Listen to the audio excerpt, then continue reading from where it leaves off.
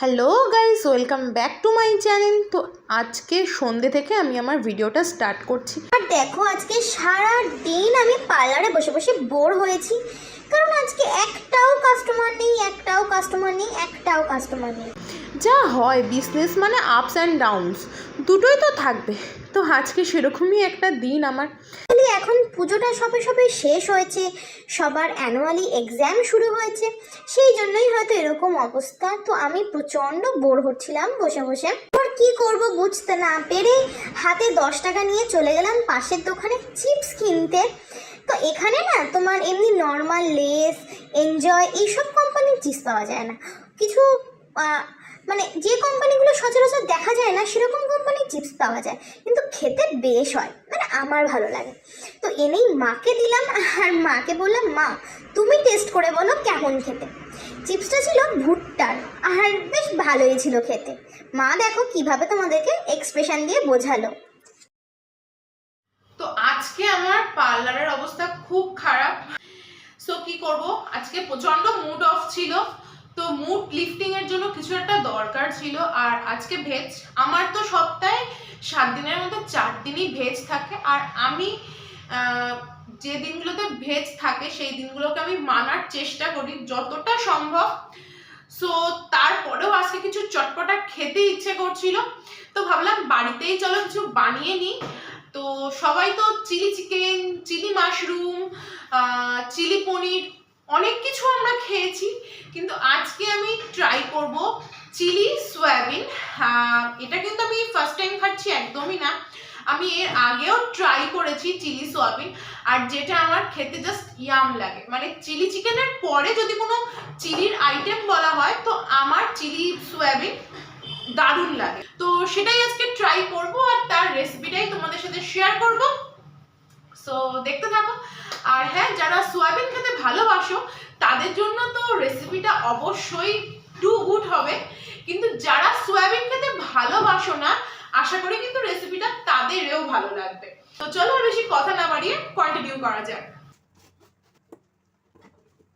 তো আমি আলু আর সয়াবিনটা প্রথমেই সেদ্ধ করে রেখেছিলাম, মানে মাকে বলেছিলাম সেদ্ধ করে রাখতে। তো আলুটা খোসা সমেত সেদ্ধ করেছি আর সেই আলুটার খোসা ছাড়িয়ে নিয়েছি। আর এটা হচ্ছে সয়াবিন। তো দেখো, সয়াবিনটা ঠিক এইরকম সেদ্ধ করতে হবে, মানে যেটাকে হাত দিলেই পুরো নরম হয়ে যায়, একদম এরকম সেদ্ধ করতে হবে। সেদ্ধ করা সয়াবিন আর আলু একটা পাত্রে নিয়ে আমি একটু ভালো করে মেখে নেব। আর তার মধ্যে দিয়ে দেবো কিছু রেগুলার মশলা, যেমন প্রথমেই অ্যাড করলাম লবণ, তারপরে অ্যাড করলাম চালের গুঁড়ো। চালের গুঁড়ো দিলে খেতে একটু বেশি ক্রিস্পি হয়, ভালো লাগে। চালের গুঁড়ো না থাকলে বেসন বা ময়দাও দেওয়া যেতে পারে। আর তারপরে দিলাম লঙ্কার গুঁড়ো, একটু বেকিং সোডা আর একটু কুচনো আদা। তো আমার তো এটা মাখা হয়ে গেছে, ঠিক এরকম দেখতে হয়েছে। আমার সয়াবিনটা হয়তো একটু বেশি গলে গেছে, সয়াবিনটা একটু কম গললেও হবে বা এরকম বয়েল করলেও হবে। মাখার পরে এরকম একটা স্ট্রাকচার এসছে। তো তারপর আর কি, তারপর গরম তেলে এগুলোকে ভালো করে ভেজে নিলেই মোটামুটি 50 থেকে 60% কাজ এখানেই কমপ্লিট।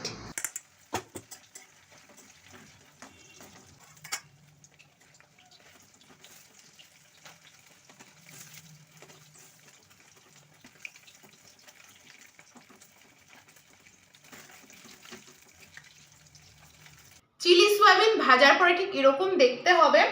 তোমরা আরো প্রমিনেন্ট শেপ দিতে পারো, আমি দিইনি, আমি চামচে করে তুলে দিয়ে দিয়েছি, যেমন শেপ এসছে সেটাই রেখেছি।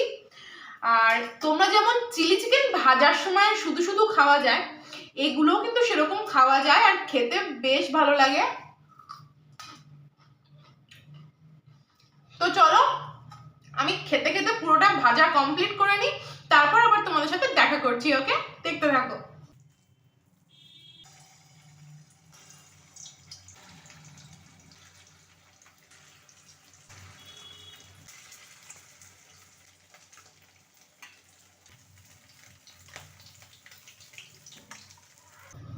তো আমার সব সয়াবিন গুলোকে ভাজা কমপ্লিট। এবার বানাবো গ্রেভি। এটা একদম ইজি, চিলি চিকেনের মতন করেই বানাবো, শুধু যেহেতু নিরামিষ তো গার্লিক আর অনিয়নটা আমি অ্যাড করব না। আমি এখানে অলরেডি কেটে রেখে দিয়েছি ক্যাপসিকাম আর টমেটো, আর এর সাথে একটু ধনেপাতা অ্যাড করবো। এই তিনটে জিনিস দিয়েই আমি গ্রেভিটা বানাবো। চিলি চিকেনে পেঁয়াজ, রসুন, স্প্রিং অনিয়ন অনেক কিছু অ্যাড করা যায়, কিন্তু যেহেতু এটা ভেজ আইটেম, ক্যাপসিকাম, টমেটো আর ধনেপাতা দিয়ে করব। যদি তোমরা এটা কেউ ননভেজ ভাবে খেতে চাও পেঁয়াজ রসুন অ্যাড করে, তো খেতে পারো, সেটাও কিন্তু খাওয়া যায়, ভালো লাগে। আদা অ্যাড করব, এটা কুড়িয়ে নেওয়া আদা। তারপরে আমি ভেজিসগুলো দিয়ে দেবো। তো তারপর 4টে মতন আমি কাঁচা লঙ্কা নিয়েছি, কাঁচা লঙ্কাগুলো মাঝখান থেকে চিড়ে আমি দিয়ে দিলাম, আর দিয়ে দিলাম স্বাদ মতন লবণ, তারপর দিয়ে দিলাম একটু কালারের জন্য হলুদ, তোমরা হলুদটা স্কিপ করতে পারো, আর তারপর আমি দিয়ে দিলাম টমেটো সস, আর দিলাম তন্দুরি মিও। এই তন্দুরি মিওটা সম্পূর্ণ অপশনাল, না দিলেও চলে। আমার এই তন্দুরি মিওর স্মেলটা, একটা তন্দুরি ফ্লেভার আসে চিলি সোয়াবিনের মধ্যে দিলে, তো সেই জন্য আমি দিলাম। আর তারপরে দিলাম 1 চামচ মতন সোয়া সস। ব্যাস এইটুকুই, আর বিশেষ কিছু দেবো না। এবার মশলাটাকে আমি একটু ভালো করে কষিয়ে নেবো যতক্ষণ অবধি টমেটো আর ক্যাপসিকামটা 50 থেকে 60% অবধি বয়েল না হচ্ছে।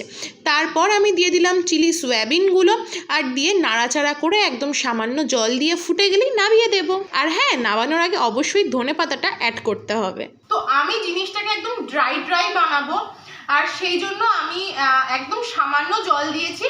তোমরা গ্রেভি করতে চাইলে একটু বেশি জল অ্যাড করতে পারো, আর যেহেতু রান্নাটাতে সেদ্ধ হওয়ার কিচ্ছু নেই, তো আমি একদম বেশি জল অ্যাড করিনি। সামান্য জল দিয়ে মশলাগুলোকে মিশিয়ে আমি এবারে নামিয়ে দেব। সো চলো আমি রান্নাটাকে নামাই, আর তারপর গরম গরম রুটির সাথে জিনিসটাকে সার্ভ হওয়ার পর কেমন লাগে সেই রিভিউটাও তোমাদের সাথে শেয়ার করব। সো চলো।